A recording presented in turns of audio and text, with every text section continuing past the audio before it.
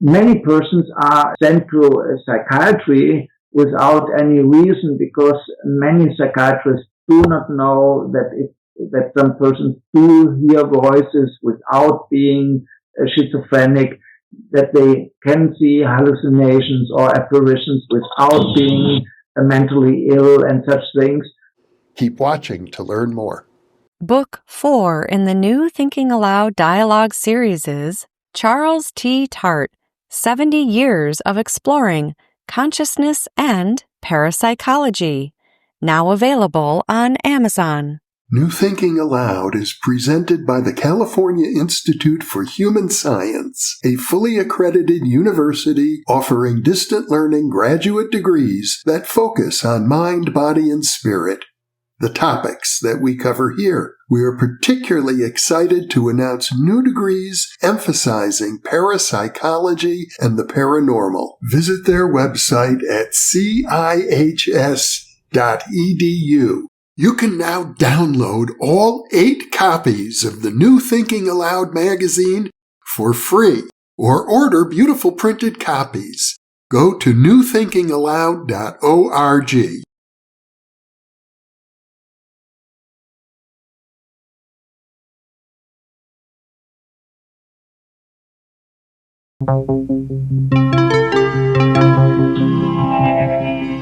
Thinking Aloud. Conversations on the leading edge of knowledge and discovery with psychologist Jeffrey Mishlove.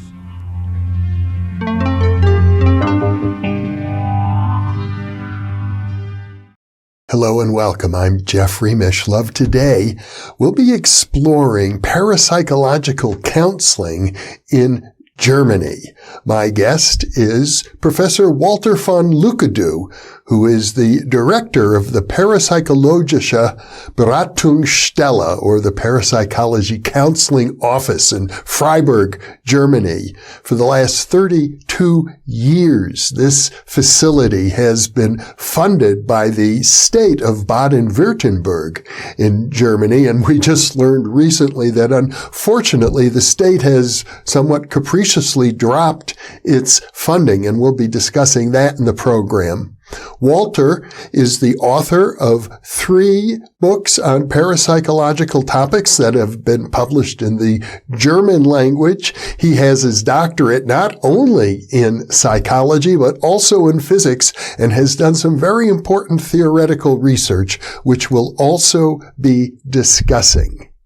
This is an internet interview, and now I will switch over to the internet video. It's good to see you, Walter. I haven't been in touch with you for a while, and I know you had it sounded like a rather traumatic experience, suddenly losing all the government support. Yes, because there is, in the government, there was one person which just came to this department, and she is hating parapsychology, and he maintains that every person we speak to should go to a psychiatry. So that's really a very evil thing. But I wonder that they could, that they could do it, because I wrote several letters to the parliament, and they simply say, well, if they decide to do so, then we cannot interfere. So is your institute receiving any other support? Well, I have some sponsors, but this is not sufficient. And now we ask the persons who contact us to give a donation. And, this month it worked out quite fine. I hope that it will go on. Perhaps if we were to talk about the work of your institute, and this video can go out around the world, it might be helpful. Probably, yes. I hope so. Well, in the moment, if you call us, then the answering machine, they say that you have to give a donation, and then you can write down your phone number, and then I call back. So it works quite fine. But some persons they don't have money or don't access to a bank, so I cannot help them. That's the problem. You've been operating this institute for several decades. Yes, for 30 years. It's running since 30 years, and it's rather successful. And many other places where they also try to do the same. And it's incredible that our government just in this moment just closes everything. And they maintained that they want to make a kind of reorganization using, they are more interested in cults and religion. But there had been a development. This was in the beginning, 20 years ago or 30 years ago. There was a problem with cults, but this doesn't exist anymore. So it's really stupid to give money to help for persons who are in cults because they do not exist. And they said, well, if you are counseling persons who have problems with cults or religious groups, then we will give you money. But this does not happen. So you see, they arranged a condition which I could not accept. And then they said, well, there's no money for parapsychology or such thing anymore because we have changed our politics. And this is really stupid. Because we have so many clients, so many persons contacted us, about 3,000 per year, and they say, well, there's nothing to do. I gather that the large percentage of people who call you are having poltergeist disturbances. Yes, right. Many persons have poltergeist disturbances, and many persons are very worried by having precognitive dreams and such things. And and we can really help them. That's the point. Yes, you have a track record, and I would imagine it's a question of mobilizing support from the community. I hope that some persons who read it in the newspaper that the support has finished, that they probably will help us. But it's too early this for 2 weeks now, and I can only say that a lot of persons, they pay a donation, and then I talk to them, and if it goes on in the same way, we can save the project. Now, you yourself, for the benefit of our viewers, have credentials both in physics and in psychology. Yes, I think this is necessary because, you can avoid the term parapsychology. We simply speak of unusual or exceptional experiences. And sometimes they have to do with physics. Sometimes you can explain it with physics. Sometimes it's more psychological. But very often it's both. So take a very simple example. I have a huge pile of photos where you can see ghosts. And in most cases, not in all, but in most cases, people using a camera, and they go, for instance, in a room where it's cold, and then they can see shadows and nebulas, and so. And of course, you can project a face in such photos, of course, but they do not know that this is a physical effect or another. We call this Relay scattering. Yes, this is because the short, the blue light is scattered much stronger than the red one, the red light, and therefore they see something which they cannot see with their eyes, but the camera can see it. Another problem are the so-called orbs. You know this, and this is really optical effect. we call it Maxwell, they are Maxwell disks. Well, you can understand them, and it's known in physics, but very often it's linked with psychological problems. So you should have both in mind. You cannot simply say this is only physics or this is only psychology. It's, in most cases, it's both. Of course, it's very important to be able to find conventional explanations when they exist. But in the poltergeist cases, for example, it seems as if very often you're getting some sort of psychokinetic effects that cannot be explained away as conventional physics. Yes, of course. I have been in flats where it looks as if a bomb had exploded. Everything was destroyed. And the person said, well, we have not done this. Well, they have a problem. And you cannot simply explain it.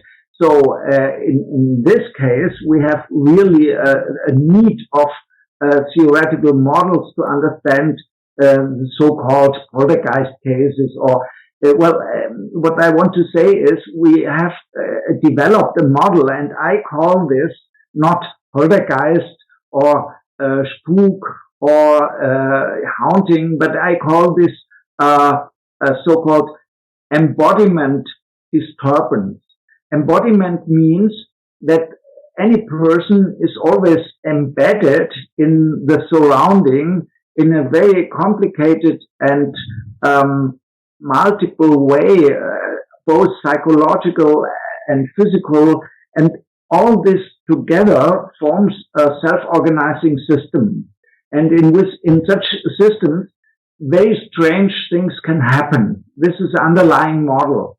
And so what I say is the embodiment disorder is a kind of externalization of psychological problems which are not aware to the subject. And from this point of view, you can really see that this is nothing threatening, but it's helpful because they do not get ill or do not get somatic disorder because they can externalize, so to say, the disturbance. And this helps to deal with problems. But of course, you have to explain it to the person. And it's really astonishing. In many cases, it needs to give this explanation and then it stops. For instance, many of the so-called poltergeist cases, or what I call embodiment disorder, happens if neighbors have problems with each other. So they fight against each other, they go to the court and what they do. And these are long stories, and they always claim that the other family makes noises during the night and such things, and things are changed and disappear or reappear. And of course, you have to check whether this is really a poltergeist case. But if you explain it to them, they realize that the problem is not the neighbor, but it's an own psychological background, and this is really helpful. And so we can say that we are very helpful in helping persons who have quite normal problems with neighbors and such things. But it's not known in the population that such cases exist. They simply believe that it's only a mental problem, or that the persons are mentally ill or something like this. But this is actually not the case in the embodiment disorder cases. I know you have looked at the ages of the people who seem to be the source of the recurring spontaneous psychokinesis. That they're typically between 9 and 16 years of age. Yes, well, this was the classical case, but we have presented a paper at the last PA conference. We found that there are quite different types of RSPK cases or of poltergeist cases or embodiment disorder. And it depends very much on the personality, on the age. And so the classical poltergeist case with youngsters in the puberty, it's not very often the case now because these youngsters do not have the same problems as, say, 30 years ago. And this has changed. So we did statistics and we found that the poltergeist has grown up. It's mainly persons in the age between 20 and 40 about. They have more problems than youngsters. How interesting. The phenomena changes over time. Yes, of course. And you can really see this in the statistics. And also, the behavior is different. So we distinguish between, for instance, a neurotic RSPK case or a depressive RSPK case, because there are different dispositions which create a poltergeist. And if the person has a tendency to be neurotic, then of course the phenomena are different, and also the development of the poltergeist is different. And you can really see this, and you can also explain it to some extent at least. Do you encounter cases, though, that appear to have some sort of an external agency not related to a living human being? Yes, it's a very difficult question because the process of externalization creates, so to say, a kind of external mental, say, being or existence or something like this, an entity, and it's very difficult to decide from scratch whether this is something which is the primary cause, or whether this is created by the situation. And of course, there is the development that sometimes RSPK cases are more or less cases of possession, and then the persons assume that an alien or something like this is causing the problems. But so to say, the structure of the phenomena are very similar. So if you have a case of possession, of course, then you have also RSPK phenomena, but the interpretation is a different one. I see. So you do run into cases that strike you as authentic cases of possession. Yes. Well, we for our clients, we do not make a distinction between, if they believe it's possession, then we talk with them about possession, and if they believe that this is a spirit from beyond, then we talk with them about spirits from beyond, because we use the models they use to describe what's going on. And it's not our task to convince persons of a certain worldview or assumption what's behind the paranormal phenomena. We simply want to take their own resources to help them, that they can cope with the problem on the basis on their own ideas and their own pictures they use. Only in those cases where this does not work, because for instance, if you believe that the entity you are possessed of is very cruel or very negative, then of course you have to try to change this. Yeah, because I gather your overall view is that this is not necessarily a harmful phenomenon. It can turn out to be quite positive. Yes, exactly. But sometimes you cannot simply say this is helpful because the interpretation of the person is that they do not accept what is going on. And then, of course, you have first to find out why they cannot accept the phenomena and why they are so caring for them. And this is very important. So when I say, if I say it's a kind of psychosomatic reaction, this is also an interpretation, of course. And so, well, in practice, you have so many different cases of iris decay as you have different persons. To go back to the government support that you received, I understand it's not from the federal government in Germany, it's from the state Yes. where you're located. From our point of view, the amazing thing isn't that you lost your funding. The amazing thing is that you ever received state funding for this sort of thing in the first place. I wonder, how did that come about? Yes, well, this was a development which had to do with the interest of youngsters with occult practices in the 80s and 90s of the last centuries. And the teachers and the schools, they were very much,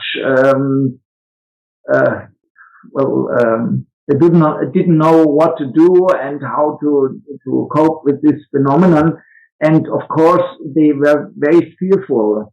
And I started the project because I wanted to talk with the youngsters about what they are doing.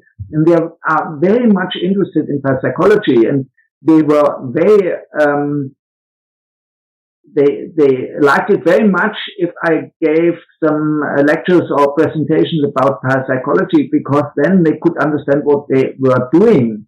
And they were much more, so to say, skeptical about certain interpretation, and this was very successful. So we don't have this problem anymore in Germany. Nevertheless, the young people still use Ouija boards and such things, but they don't have any problems anymore because they know what they are doing.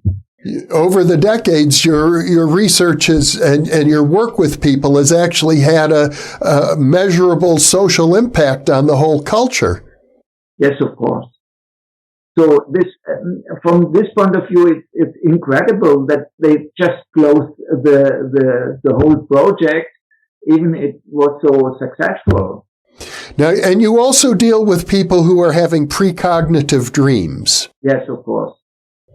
I can well imagine if it's a dream of a disaster of some sort, it can be very disturbing to people. Yes, most people who have problems with it, they believe that they are responsible for the disaster, or that they are guilty, that they had not prevented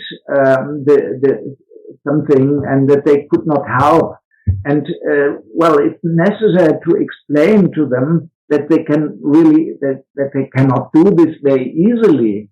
And we have a kind of service.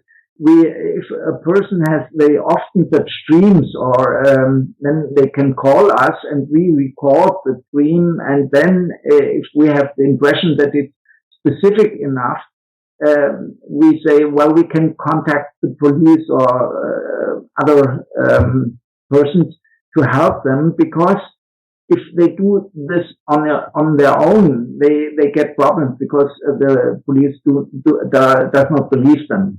But you have to explain what's going on, and that it's not that you cannot use it as a proof, and everything, well, which is known in parapsychology, you can explain to the police, and this is very helpful. So you have personal relationships with the police?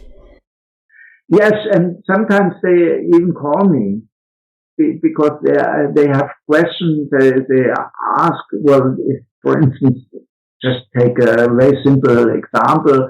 If a person has an apparition in the home, then they call the police, and of course, the police doesn't know what to do. and then sometimes they call me, and then I explain it to them. Yes, another important thing is that, I put it in a different way. If we would get all the money we save for the healthcare system, we would have enough money. That was not the problem, because many persons are sent to psychiatry without any reason, because many psychiatrists do not know that some persons do hear voices without being schizophrenic, that they can see hallucinations or apparitions without being mentally ill and such things. And it's not so difficult to distinguish between mental illness and paranormal phenomena. And I always give lectures to psychiatrists. They often invite me, and I have been in many psychiatric clinics to explain it to the doctors. And they are very, it's very helpful for them, because they say, well, we know there are many cases where it does not fit with the diagnosis, does not fit with what they report. And if we would get all the money we save to the healthcare system, we would have enough. Do you find that the police ever ask for help, clairvoyant help, for example, in solving crimes? Do you get into that area at all?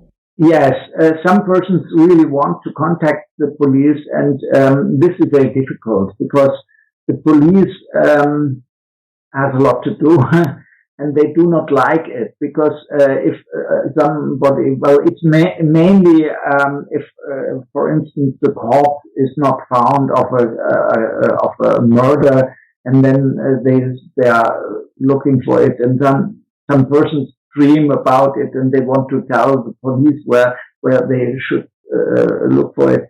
And of course, the police does not like this, because it's a lot of work. And in most cases, it's not really helpful, because it's not specific enough.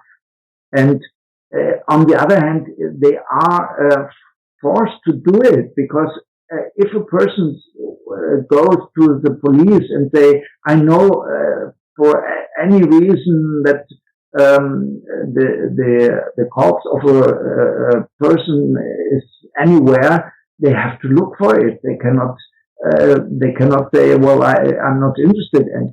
And so they do not like it. But so what we are doing is that we look very carefully whether the impression or the dream or whatsoever which persons have is specific enough to allow such contact with the police. And we explain it to them, and sometimes they say it's helpful, but of course it's not, so to say, it's not an easy thing. You cannot simply use it as a normal process.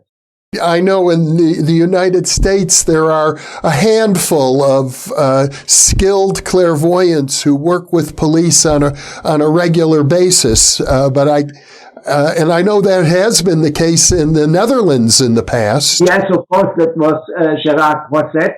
I knew him. He died many years ago, but I knew him personally, and he was really very successful. But of course, he had also some typical misses.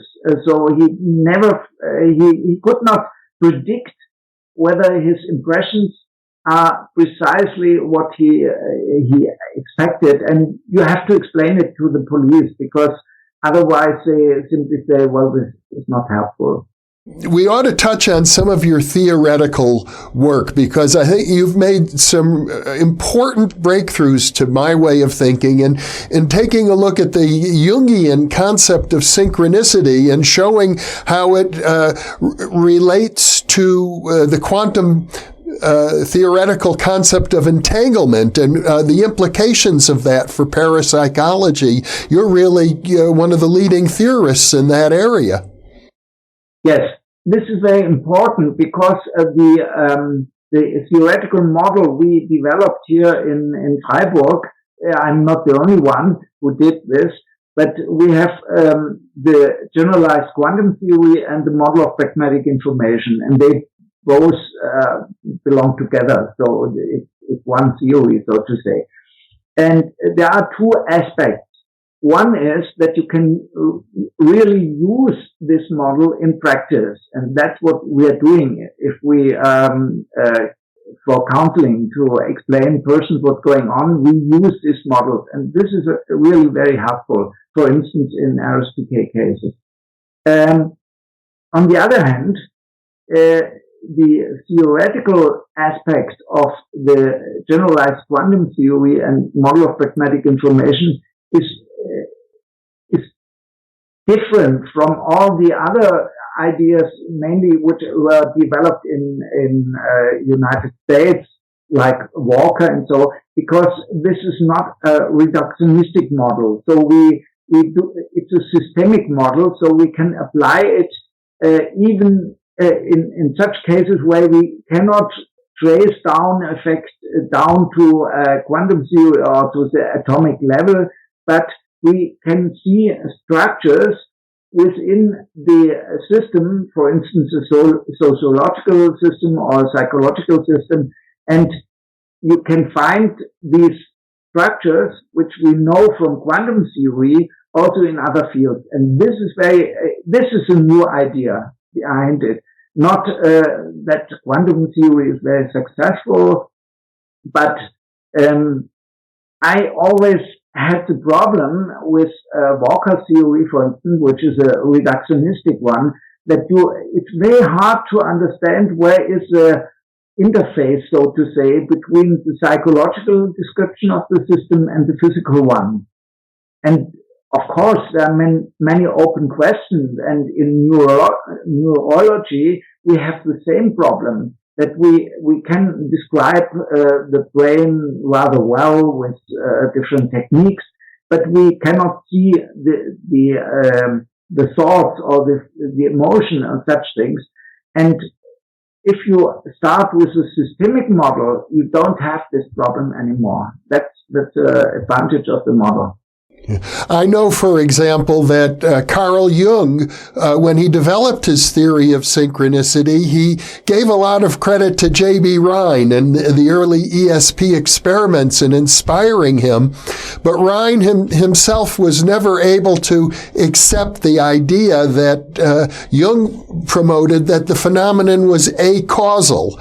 But you understand how a causal phenomenon can operate. Yes. Well, one has to distinguish two types of causality.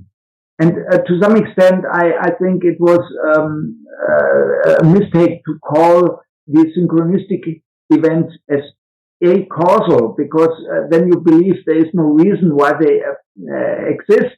But of course, there is a cause for it, but it's not a local cause. It's, so to say, the whole system. And we call this a global observable. And for instance, the whole system creates synchronicity. And this is a cause, of course, but it's not like a sender and a receiver. It's different. It's the whole system which creates synchronicity. And in physics, we call this entanglement. And so you can say that the model of Carl Gustav Jung has been developed further, and now we can understand much better what is the reason that entanglement in a system exists and how it comes across and how to deal with entanglement. But one can see that Carl Gustav Jung already criticized the approach of G.B. Rhine, because G.B. Rhine thought he thought that it's a causal effect in the sense that you have a sender and a receiver and something between. But we do not find something between. We have only a correlation between two effects. And this is much better explained by entanglement correlations. You've even gone so far as to propose that parapsychologists can work with this in order to eliminate or at least reduce the decline effect and in the laboratory produce stronger effects. Yes.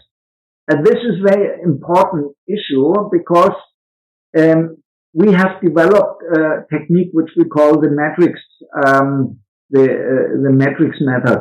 And the idea is very simple. If you have a system with many different variables, say physical variables and psychological variables, and you have a kind of PK situation where there is a task or a situation where PK effects occur, then of course you have many psychological variables which you can investigate and also many physical variables.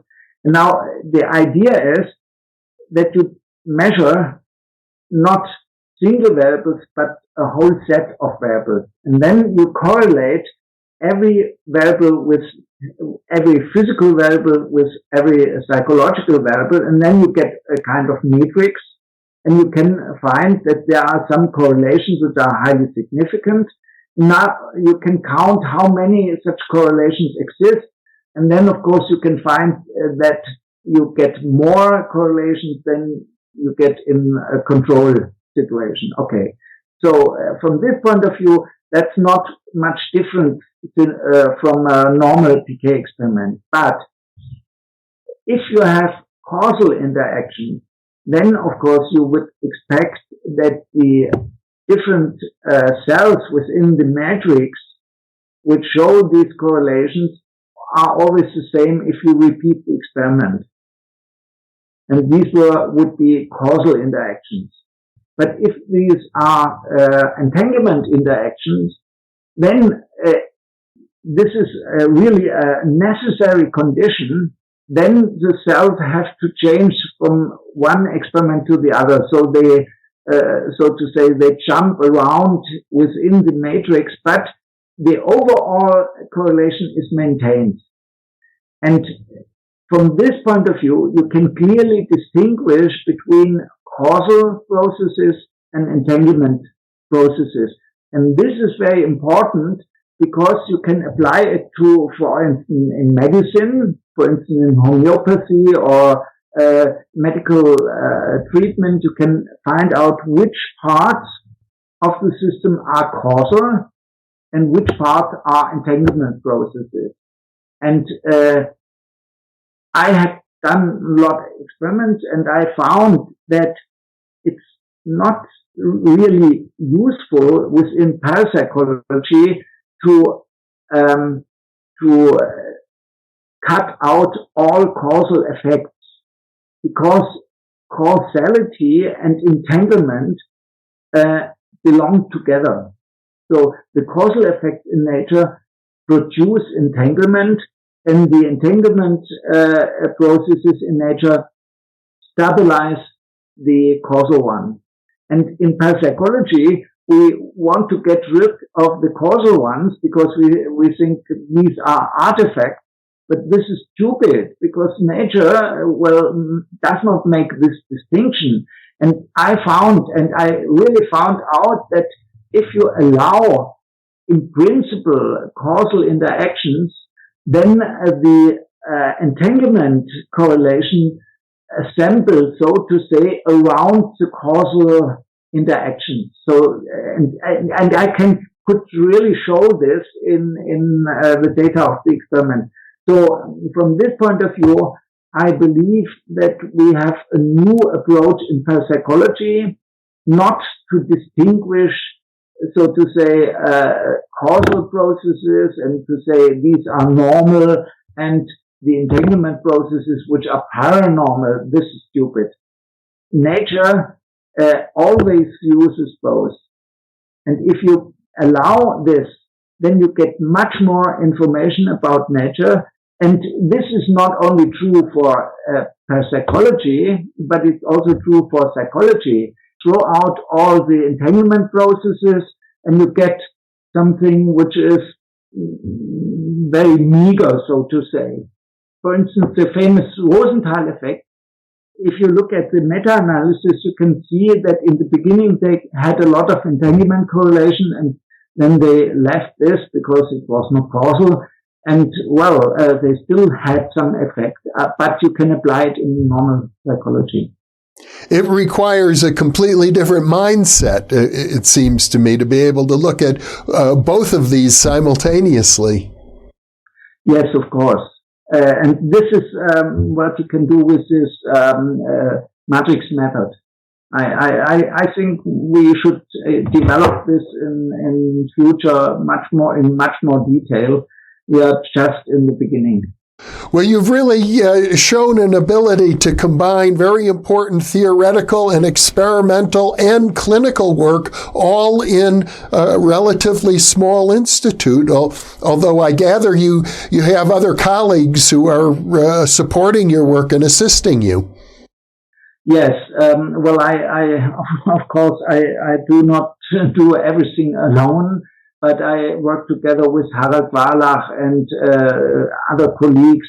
And of course, they had these matrix experiment had now repeated about 10 different studies, and most of them were rather successful. Well, Walter, it's been a pleasure talking to you. Before we go, is there anything else that we haven't covered about the work of your institute, or things that you would like our viewers to know about what you're doing? No, I think we touched all important issues. Well, I'll do everything I can to help support your cause, Walter. You're doing very good work, and I think it deserves ongoing funding. Okay, thank you. Bye-bye. Bye-bye.